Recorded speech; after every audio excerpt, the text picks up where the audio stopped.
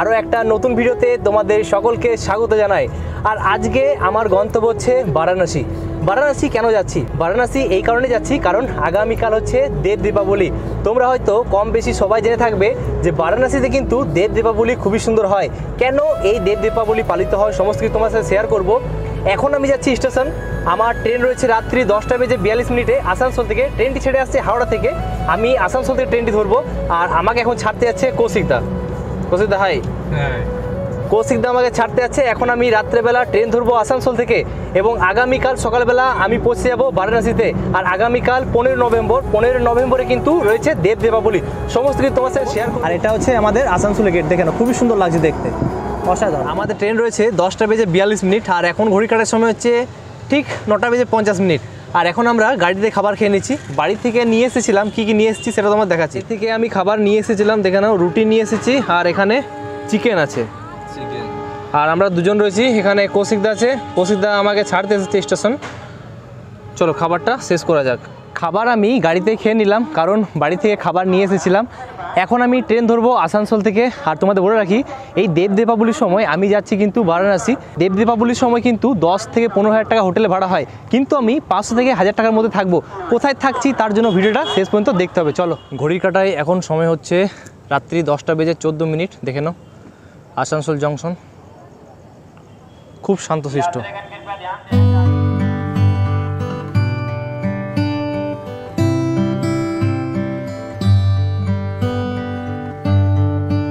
চলে এলাম 4 নম্বর প্ল্যাটফর্মে। এখন ঘড়ি কাটার সময় হচ্ছে প্রায় রাত্রি 10:42, কিন্তু এখন ট্রেন আমাদের 4 নম্বর প্ল্যাটফর্মে আসেনি কারণ ট্রেন প্রায় 1.5 ঘন্টা মতো দেরি রয়েছে। হাওড়া থেকে যতগুলো ট্রেন আসছে সব কিন্তু দেরিতে আসছে। ট্রেন নাম্বার 12333 বিভূতি এক্সপ্রেস, যে ট্রেনটি ছাড়ে হাওড়া থেকে এবং আসানসোলে আসা কথা 10:42, কিন্তু ট্রেনটি দেরিতে চলছে। তার জন্য কিন্তু এখনও পর্যন্ত ট্রেন আসেনি। 12টার সময় ট্রেন আসবে, তারপর কিন্তু ট্রেনে উঠে আমরা পৌঁছাবো কাল সকালে বারাণসী। মালগাড়ি ঢুকছে একটা।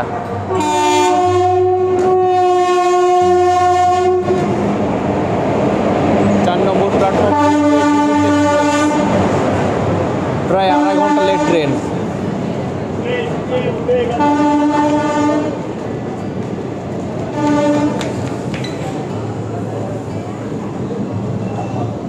আড়াই ঘন্টা পর ঢুকছে ট্রেন।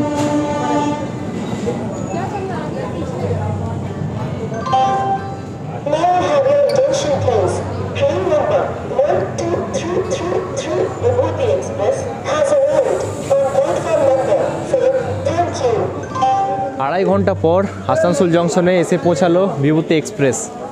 2.5 ঘন্টা লেট করেছে। এটা আসানসোলে পৌঁছানোর কথা ছিল 10:42, কিন্তু এখন ঘড়ি কাটার সময় হচ্ছে প্রায় রাত্রি 1:10। এখন ট্রেনের মধ্যে উঠে পড়ব। আসানসোল জংশন থেকে আমাদের ট্রেন ছেড়ে দিয়েছে আর ট্রেন এমনিতেই 2.5 ঘন্টা দেরি রয়েছে। বাকি এখন রাত্রি 1:15। এখন ঘুমিয়ে পড়ব এবং আগামীকাল সকালে তোমার সাথে কথা হবে।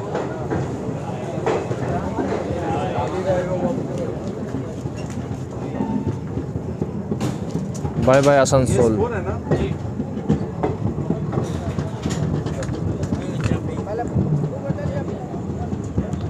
এবার আমি ঘুমিয়ে পড়ব, সিটে চলে যাই। গুড মর্নিং বন্ধুরা, এখন আমি ঘুম থেকে উঠে গেছি কারণ কালকে ট্রেন এত লেটে এসেছে কিছু বলার নেই। সারা রাত তো ঘুমেই হয়নি। আর আমাদের ট্রেন যদি লেটের কথা বলি তো 3 ঘন্টা 21 মিনিট কিন্তু লেটে চলছে ট্রেন। এরপর আমরা পৌঁছাবো কাশি। কাশিতে আমাদের পৌঁছানোর কথা এমনিতে 9:15, কিন্তু আমরা পৌঁছাবো প্রায় 12:35। দেখা যাক। এবার তোমাদের দেখাবো যে গঙ্গাটা থাকে, সেই গঙ্গাটা আমি তোমাদের দেখাবো। চলো এবার কাশি, তারপরে কিন্তু আমরা পৌঁছে যাবো বারাণসী।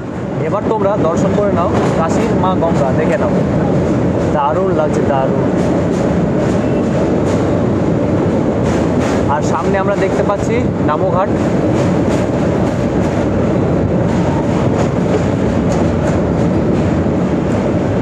নদীতে কিন্তু প্রচুর জল।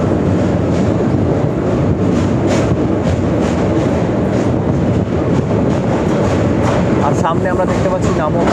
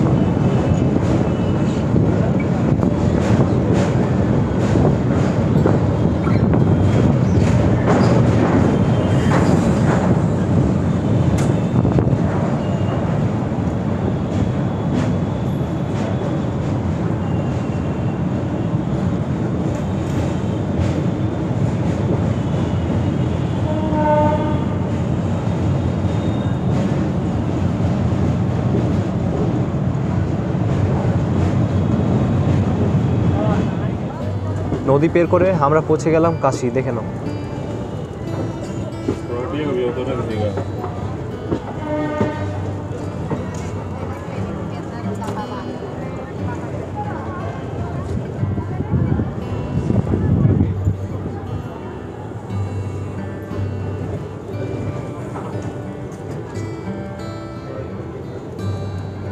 বারোটা বেজে 30 মিনিট এই মুহূর্তে আমরা পৌঁছে গেছি কাশিতে।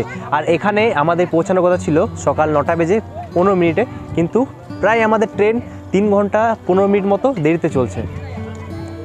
ট্রেনটা লেট করেছে কিন্তু কাশিতে এখনও পর্যন্ত দাঁড়িয়ে আছে, এখনও পর্যন্ত কিন্তু ট্রেনটা ছাড়েনি। কথা আছে যে ট্রেনটা লেট করে সে ট্রেনকে আরও লেট করিয়ে দেয়। লাইন এখনও পায়নি, সিগন্যাল পায়নি, তার জন্য কিন্তু এখন পর্যন্ত ট্রেন যাচ্ছে না।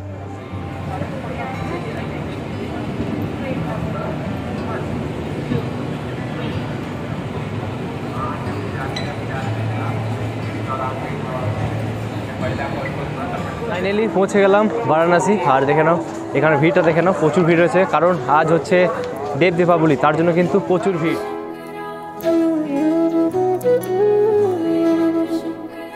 ফাইনালি পৌঁছে গেলাম বারাণসী জংশন। এখানে আমাদের পৌঁছানোর কথা ছিল 9টা বেজে 30 মিনিটে, কিন্তু এখন ঘড়ি কাটার সময় হচ্ছে প্রায় 1টা বেজে 25 মিনিট। আমরা স্লিপার ক্লাসে এসেছি আর ভাড়া পড়েছে আমাদের 355 টাকা করে, আর সাথে আরও দুজন পেয়ে গেছে আমাদের আসানসোলেরই।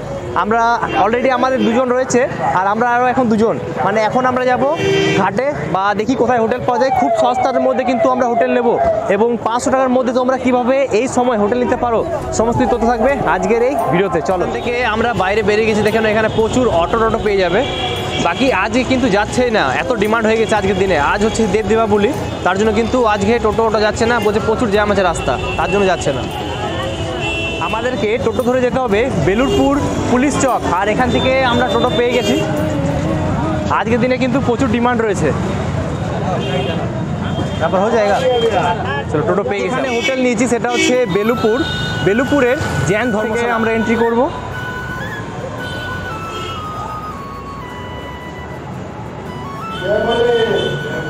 আর দেখে নাও অনেক এরিয়া রয়েছে, আর আমাদের রুম এখানে রয়েছে। এখানে কিন্তু আমরা 500 টাকার মধ্যে হোটেল পেয়ে গেছি।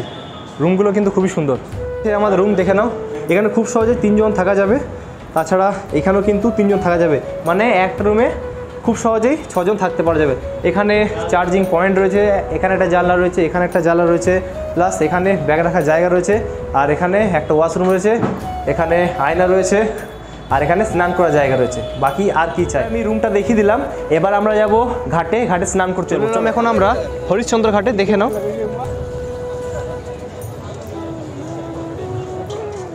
হোটেল থেকে এখন আমরা চলে এলাম স্নান করতে, এখন হরিশ্চন্দ্র ঘাটে চলে এলাম। হরিশ্চন্দ্র ঘাটে কিন্তু তোমরা জানো যে প্রচুর এখানে লাশ রয়েছে।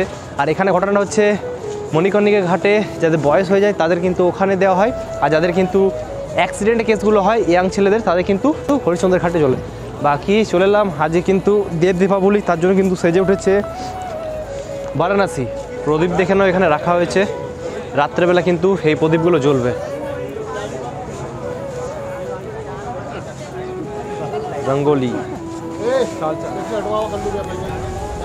রঙ্গোলিগুলো দেখে নাও। বাকি প্রচুর প্রদীপ রয়েছে ঘাটে। বারাণসীতে প্রত্যেকটা ঘাটে সন্ধ্যা আরতি হয়, দেখে নাও। এখানে কিন্তু সন্ধ্যা আরতি হয় এই ঘাটগুলোতেও। আর রাত্রেবেলা কিন্তু এই জায়গাটা দেখতে অসাধারণ লাগবে, কারণ লাইটিং শো থাকবে, তার জন্য কিন্তু অসাধারণ লাগবে দেখতে। প্রত্যেকটা ঘাট কিন্তু সেজে উঠেছে দেব দীপাবলি উপলক্ষে। প্রত্যেকটা ঘাট কিন্তু সেজে উঠেছে বারাণসীতে, খুব সুন্দর লাগছে দেখতে। আর আমি জাস্ট এলাম, আমার ট্রেন প্রায় 3 ঘন্টা 21 মিনিট দেরি, নাহলে কিন্তু আমি সকালবেলা পৌঁছে যেতাম বারাণসীতে। অনেকটা লেট হয়েছে। বাকি এখানে সাউন্ড থেকে শুরু করে লাইটিং থেকে সব টেস্টিং হচ্ছে। আজ রাত্রে কিন্তু তোমাদের সমস্ত দেখাবো। তার আগে আজকে আমি গঙ্গা স্নান করব। এই ঘাটে দেখে নাও প্রদীপ কিন্তু এখন থেকে সাজাতে শুরু করে দিয়েছে। রাত্রেবেলা কিন্তু এই প্রদীপগুলো জ্বলবে। বাচ্চা ছেলেরা কিন্তু প্রদীপ জ্বালাচ্ছে, দেখে নাও। ঘাটে প্রচুর বোর্ড রয়েছে, দেখে নাও। এখানে কিন্তু আজ দেব দীপাবলি, আর আজকের দিনে কিন্তু সমস্ত কিছু তৈরি হচ্ছে। বাকি আজ রাত্রে তোমরা দেখতে পাবে যে দেব দীপাবলি কি হয়। মহাদেবের জায়গায় চলে এসেছি, এবার তোমরা দেখতে পাবে দেব দীপাবলি কি জিনিস। আগে হচ্ছে মণিকর্ণিকা ঘাট, তোমাদের জুম করে দেখাচ্ছি। এইখানে রয়েছে মণিকর্ণিকা ঘাট, সেটাও আমি তোমাদের দেখাবো। এখন আমরা এই ঘাটে প্ল্যান করছি স্নান করব। এখানে অনেকে স্নান করছে।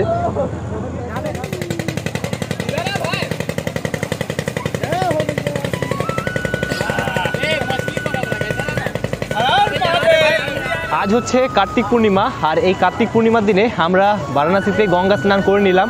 তাছাড়া আমরা কালকে আসানসোল থেকে ট্রেন জার্নি করে এসেছি স্লিপার ক্লাসে, মাত্র আমাদের ভাড়া লেগেছে 355 টাকা। প্রদীপে এখন পলতে লাগানো হচ্ছে, দেখে নাও, পলতে দেওয়া হচ্ছে, তেল দেওয়া হচ্ছে।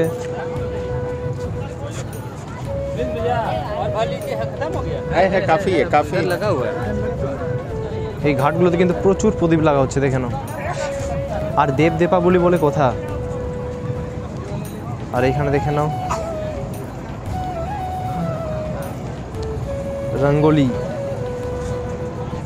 এখানে আঁকা হচ্ছে, এইখানেও রঙ্গোলি আঁকছে, দেখে নাও। প্রচুর প্রচুর, দেখে নাও।